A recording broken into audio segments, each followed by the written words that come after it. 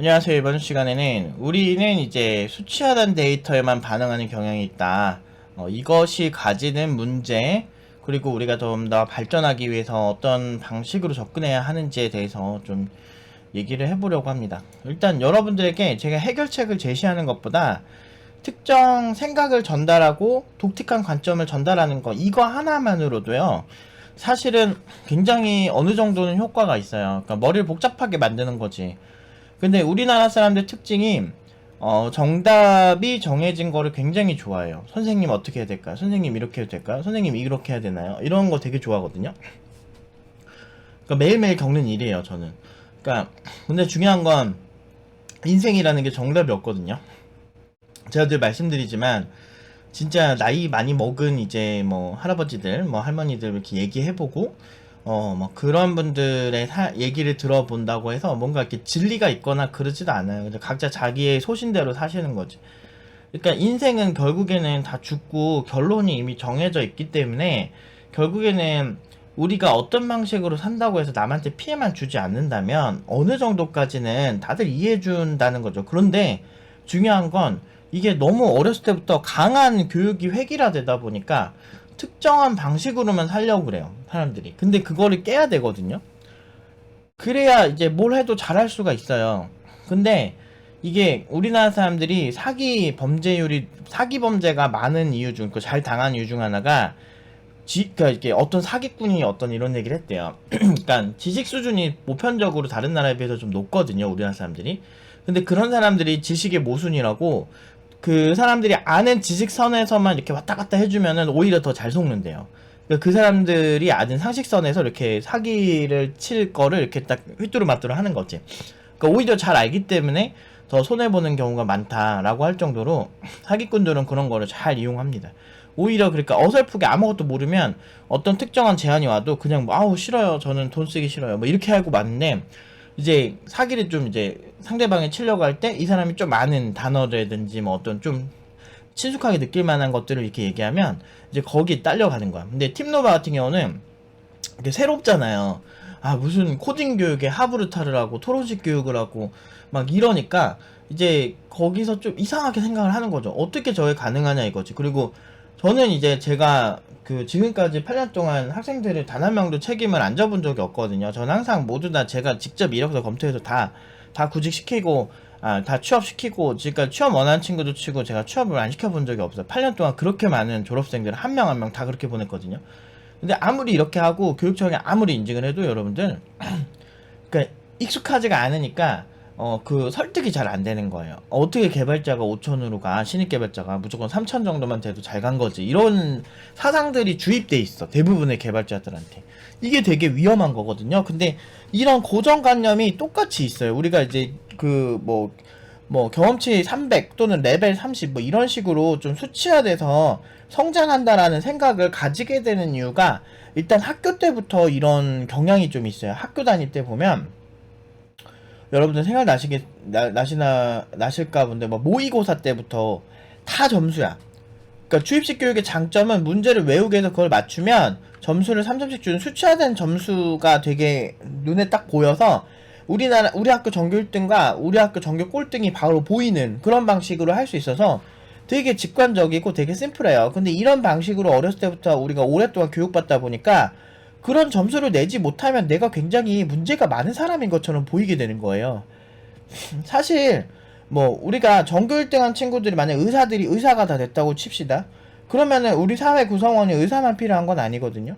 솔직히 말해서 저 옛날 얘기했잖아요. 진짜 뭐 에어컨 그 막 수리해가지고 떼돈 버는 그런 형 있다고. 한 달에 그 형만 버는 돈이 1억이 넘어요. 그러니까 무슨 얘기냐면 졸라 부럽잖아, 그쵸? 물론 이제 저는 에어컨 막 그런 거 잘 모르고 관심도 별로 없기 때문에 저는 그냥 교육 열심히 해가지고 뭐 돈을 잘 벌고 싶다는 꿈이 있는데, 근데 저는 그런 거 보면서, 와, 근데 대단하긴 하다, 어떻게 저렇게 많이 벌지 하는데, 그런 분들 고졸이세요. 근데 중요한 건 소비자가 뭘 원하는지에 대해서 이렇게 되게 직접적으로 잘 아는 거지. 그리고 이제 그런 사람들이 어떤 걸 좋아하고 되게 열심히 하시고, 그런 거 내가 보면서 느낀 게 뭐냐면, 이게 의사들도요, 보면은 개인회생 신청 순위가 되게 높거든요. 거의 뭐 한 2위에서 5위 사이에 항상 의사들이 있는데, 그 똑똑하다고 하는 의사들이 왜 그런 개인 배당 신청 순위가 높을까? 일단은 여러분들 의사가 되잖아요? 그러면은 의사들끼리도 경쟁을 합니다. 다 개원하고 경쟁을 하는데 그 중에서 또 사업성을 되게 잘 띄고 있는 형이 있어요. 또 아는 형도 뭐 한의사인데 뭐 한의원을 막 진짜 막 지방에서 시작해서 뭐 강남에까지 막 입성할 정도로 이렇게 분점 내면서 지방에서 너무 잘 돼서 그런 사람들은 확실히 그게 있는 거야. 사업성이 있는 거야. 근데 이런 거는 되게 점수를 어떻게 할 수가 없는 영역이거든요. 제가 오늘 한 가지 제가 어떤 그 친구가 저한테 한 질문을 같이 한번 얘기해 볼게요. 이게 오늘 질문이 온 건데 롤 연구소라고 저희가 뱀픽 툴 같은 거 만들고 이제 지지스크림이라고 해서 지금 이제 일렉트론으로 이제 윈도우즈 관련해가지고 뭐 출시할 것도 있고 막 그런데, 이제 웹 버전을 일단 출시를 했는데, 아직까지는 회원가입이 많이 되지 않고, 팀이 많지가 않아서, 약간 고민이 된다. 이거 어떻게 해야 될까 해가지고, 제가 이제 이거 상담을 해요. 그러니까 이런 상담들이 되게 많아요. 응용 2단계는. 그러니까 오히려, 그러니까 내가 이거 런칭을 해서 이걸 가지고 이제 사업을 하려고 이렇게 열심히 해가지고 런칭을 했는데 내가 예상한 생각보다는 많이 안 나온다는 거죠. 그래서 제가 최소 기능 런칭을 가장 항상 지향을 했는데 그 어떻게 하다 보니까 이 친구들이 그렇게 못하게 됐어요. 그래가지고 최소 기능 런칭이 아니고 기능 많이 넣어서 런칭을 하다 보니까 스크림이 한 판도 진행되지 못했대요. 그러니까 이게 이제 그 롤 스크림 그런 건데, 그러니까 롤 팀전으로 막 이렇게 보통 길드 대항전 뭐 이렇게 하기는 참 좋은 어플인데 그런 수요 예측이 잘못됐던 거죠. 그래서 사실 이거는 되게 저는 개인적으로 되게 잘 만들었다고 생각하는 거지만 일단 어떤 기획적으로 그냥 최소 기능 런칭으로 일단은 이게 수요가 많으면 그거에 대해서 좀 더 파고 들어가야 되는 이런 방식도 하나의 되게 중요한 거거든요. 개발은 진짜 잘했어요. 아키텍처도 되게 훌륭하고 그 실제 막 그 윈도우즈도 다 되고 그러니까 일렉트론이니까 윈도우즈도 되고 그리고 그 웹 버전도 있고 그리고 중간에 뭐 크롤링하고 API 연동하고 뭐 이런 부분도 애들 되게 열심히 했고 그러니까 되게 잘했어요. 그리고 얘네 여기 출신 친구들도 취업 되게 잘할 건데 이제 문제는 이렇게 팀장인 태영이가 이런 얘기를 하는 거예요. 그래서 제가 보면서 이게 되게 물론 저는 최소 기능 런칭하라고 항상 얘기를 했죠. 그래서 많이 혼나는 팀이기도 해요. 왜냐면 너무 꼼꼼하게 만들려다 보니까. 근데 이게 우리가 개발을 잘하면은 개발자가 무조건 잘 살 것 같은데 꼭 그러지도 않은 게 이제 그 시장 런칭이 빠른 게 차라리 나을 때도 있거든요. 그래서 조금은 우리가 이렇게 수치화된 거나 어떤 뭐 알고리즘을 겁나 잘 짜고 막 이런 느낌보다도 기술 분석이나 또는 필요할 때는 최고의 기술이 아니더라도 빠르게 고생산성으로 가야 될 때가 있어요. 그래서 고생산성에 초점을 맞춘 프레임워크까지 존재한다는 거죠. 그러니까 인생에서 생기는 문제들 저도 그래요. 여러분들 생각해보시면 사실 모든 졸업생이 5천 이상으로 가는 데가 어딨어요.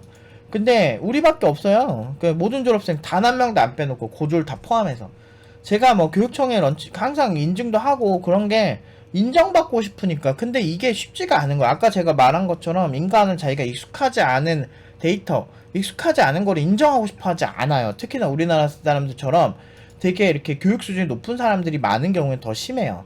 그래서 예를 들어서 이런 게 안 되는 거예요. 그래서 제가 항상 요새 많이 언급하는 거, 환경미화원 27억 가졌으니 해고하라고. 환경미화원이 27억 가지는 게 자기들 상식에는 이해가 안 돼. 왜? 내가 만만하게 생각하는 대상이겠죠. 물론 저는 그분들을 그렇게 생각해 본 적 단 한 번도 없지만 어떤 의미에서는 이게 이런 사건이 이뤄진 게 굉장히 큰 시사하는 바가 있는 거예요. 제가 말한 논리에도 나름대로 근거로 쓸 수 있다고 생각해요. 뭔가 되게 잘하면 안 되거든, 우리나라 사람들은. 특히나 자기가, 그러니까 고졸들이 연봉 5천 이상 받는 게 일단 말이 안 된다가 되게 클 거예요. 제가 봤을 땐. 비전공자 그렇게 받는 것도 말이 안 된다고 생각할 거고. 그러면은 본인이 알아서 더 하든가, 본인이 공부해가지고 더 잘 되면 되지. 왜 굳이 그거를 안 된다고 얘기하는지 잘 모르겠는데 어쨌든 이게 일반적인 디폴트 상태다. 그렇기 때문에 우리가 더 발전하기 위해서는 계속 근데 남 원망해봤자 의미가 없어요. 자기가 바뀌어서 자기 인생 자기가 바꾸는 게 제일 빠르고 행복한 길이지 뭐 이렇게 남들보다 잘하는 사람들 뭐 까내려봤자 뭐 본인한테 딱히 좋을 게 있나요? 어쨌든 자 봐봐요. 그리고 진상 손님을 처리할 때도 한번 생각해보자고요. 그것을 말끔하게 잘 처리한 능력이 점수화시켜서 표현할 수 있을까 이런 생각 해보세요. 시험을 아무리 잘 봐도 진상 손님이 왔어. 근데 그 사람들 잘 구슬려가지고, 아, 사장님, 뭐, 이렇게 괜찮으세요? 이렇게 잘 구슬리는 능력 있잖아. 뭐 그런 능력으로 만약에 내가 술집에서 그 진상 손님 잘 처리해. 또는, 아, 이렇게 선을 넘으면 사장님 이제 경찰 부릅니다. 딱 해가지고 경찰 딱 불러서 깔끔하게 해. 더 안 좋게, 안 좋아지지 않게. 요런 알바 같은 거 어렸을 때 하다 보면 그런 거 잘하는 또 형들이 있어요. 근데 그런 형들을 보면은 이게 또 약간 스킬이 있는 거야. 그러니까 이게 약간 눈치 같은 거거든. 약간 센스 같은 거. 이런 거는 실제로 장사하는 사장님들은 많이 느끼겠지만, 그리고 직원들 처리해보면 아는데, 그런 센스가 좋은 사람들이 있어요. 이런 거는 점수화 시킬 수가 없어요. 오히려 그런 사람들 많이 상대해보고, 그런 사람들 관찰하는 능력이 더 중요할 수도 있겠죠. 그러니까 이런 거는 어떤 훈련해야 진상 손님을 잘 상대하고, 또는 이런 거를 디버깅 할 때 생각해보세요. 디버깅 할 때는 어떻게 해야 되지? 그러니까 제가 항상 알고리즘 좀 주입식으로 이제 하는 초보 친구들이 안타까워서 하는 얘기인데, 물론 이제 지금 뭐 전형 자체가 애초에 그렇게 많이 만들어져 있다 보니까 이제 사람들이 어쩔 수 없이 하는 것도 있다라고 생각은 하지만, 그래도 바뀌는 기업들이 있잖아요. 그러니까 그 이유가 이것만이 절대적인 정답은 아니라고 생각하니까 바뀐다고 저는 생각하고, 그런 의미에서 저는 교육자로서 차마 제 제자들한테 그걸 못 시키겠는 거예요. 진짜 그 친구들 원하면 뭐 모르겠는데, 그 친구들 저 대기업 위주로 코칭을 많이 해주세요 라고 한다면 진짜 거기에 맞춰서 해줄 자신도 있는데, 아직까지는 학생들이 그래도 연봉이 5천 이상 많이 가다 보니까 그런 얘기까지는 많이 없어요. 제가 이제 말하는 그런 거에 많이 이렇게 좀 동의를 하려고 해주더라고요. 그래서 진짜 고마운데, 왜냐면은 이런 능력 때문에 그래요. 디버깅은 여러분들 이게 주입식으로 외워서 하기가 힘들어요. 예를 들어서 어느 라인에서 에러가 났는데, 보통 에러가 나도요, 이제 그 라인 자체로 나와서 그 라인에서 해결되는 에러도 있는데, 뭐 서로 호출하고 이렇게 하면서 구조적으로 문제가 생기는 경우도 되게 많고, 그 다음에 이제 기술을 분석을 잘못해가지고 생기는 문제도 되게 많아요. 그러니까 이게 되게 복합적이거든. 또는 특정 기술을 도입하려다가 보니까 이게 좀 칵테일 효과가 잘못 나온 거야. 이게 두 개 잘못 섞인 거지.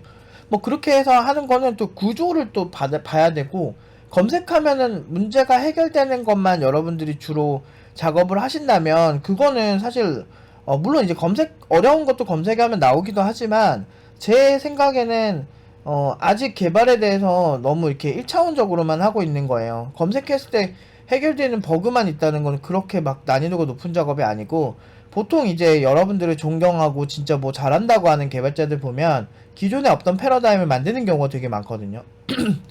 나는 그 정도까진 필요 없어 라고 해도, 검색어도요, 검색어를 어떻게 치냐에 따라서 결과가 또 달라요. 그래서 특정 상황을 어떻게 내가 묘사를 하고, 또는 나온 검색 데이터들 중에서 무엇을 신뢰하는지, 그거를 분석하는 것도 능력이거든요.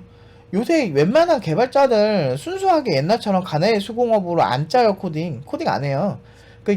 거의 대부분은 검색해가지고 복붙 하는 게 거의 제가 봤을 때는 한 60, 70%될 거고, 웬만한 실무하는데 그렇게 해도 되니까, 이제 그런 부분에서 사람들이 너네 그냥 복사해서 복붙하잖아 막 이렇게 얘기하는 얘기가 나오는 이유가 거기서 나오는 거예요.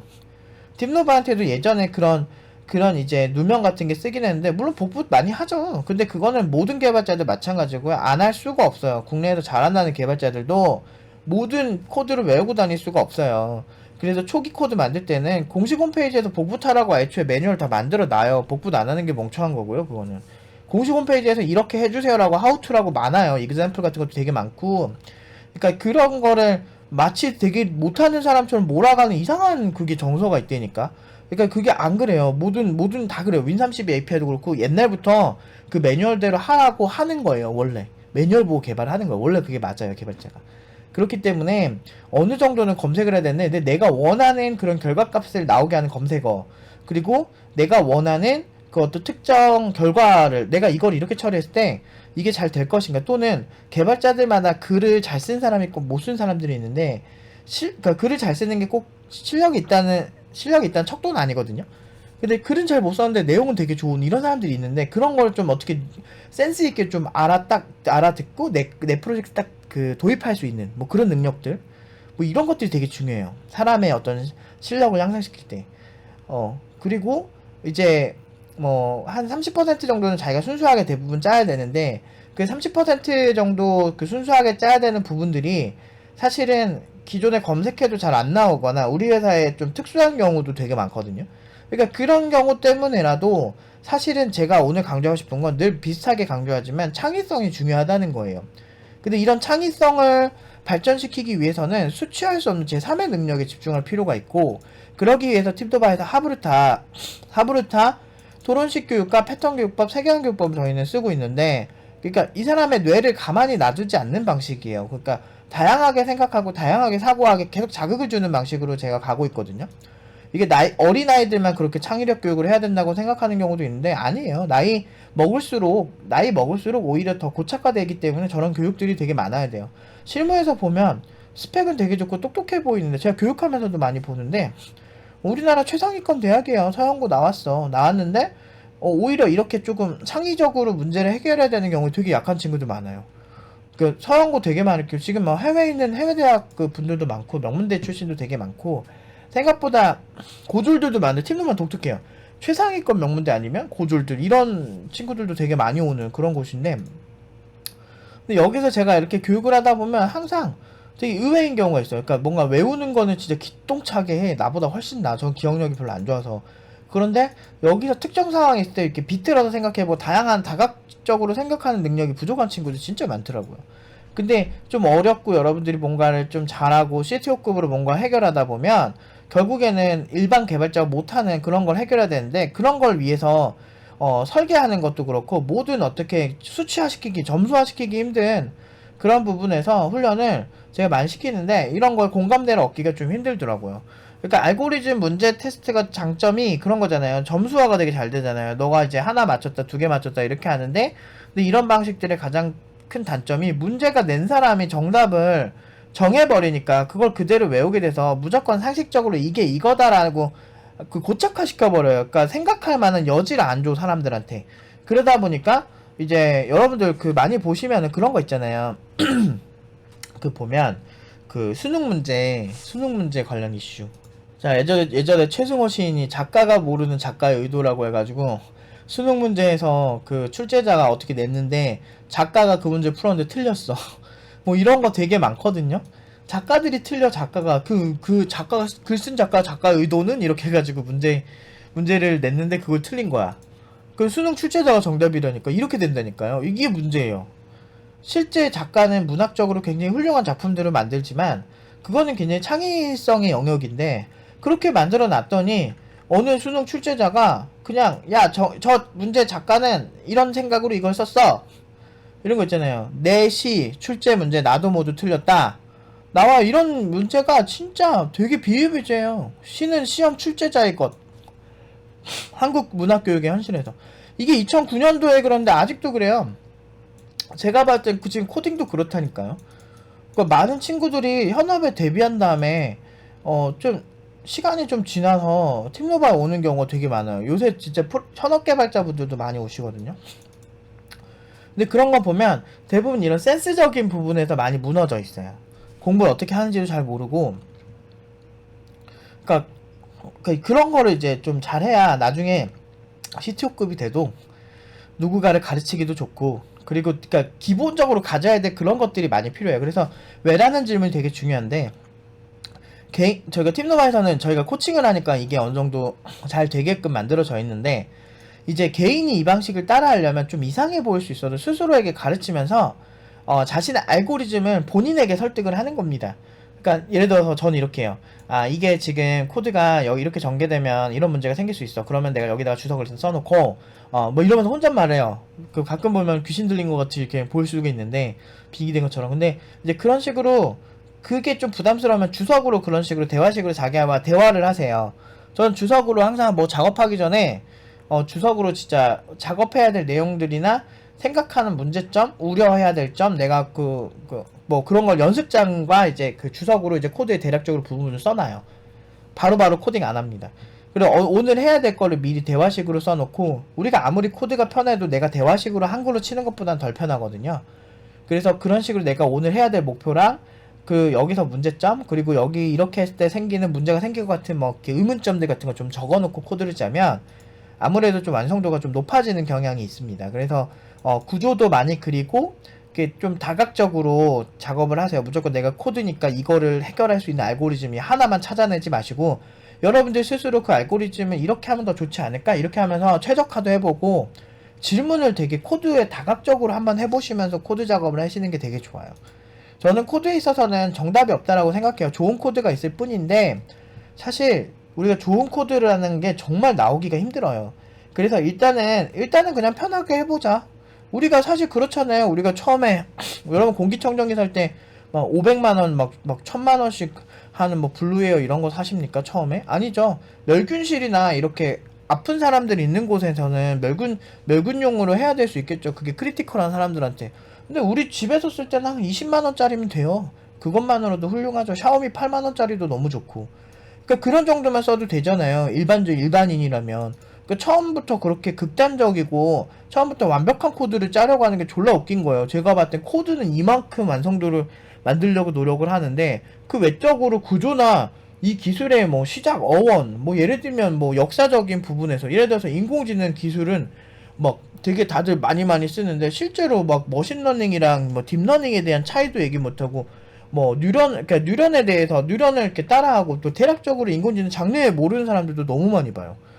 그런 거 되게 많아요. 제가 자바 좀 한다는 사람들 중에 제가 맨날 물어보는 게 JDBC 커넥션 풀에 대해서 한번 설명해 보려고 내가 이 얘기를 10년 내내 물어보는데 제대로 설명하는 사람 한 번도 못 봤어요. 저 지금까지. 그러니까 그 되게 중요하잖아. 매일 쓰는 거잖아. 오라클 매일 붙고 막 마리아DB 맨날 붙고 막 그런 건데 왜 이런 거에 대해서는 설명을 못 하면서 왜 더 공부할 게 없고 뭐 알고리즘 막 코딩은 좀 더 코드를 예쁘게 짜야 된다 이거에는 왜 이렇게 완벽성을 보이는지 그러니까 되게 독특한 거야.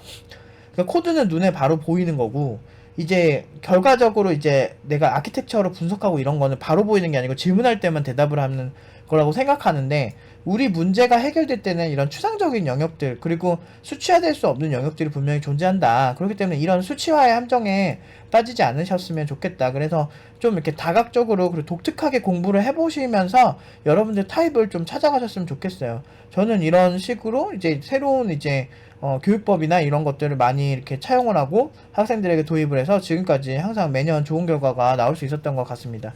아무튼 여기까지 하도록 하겠습니다.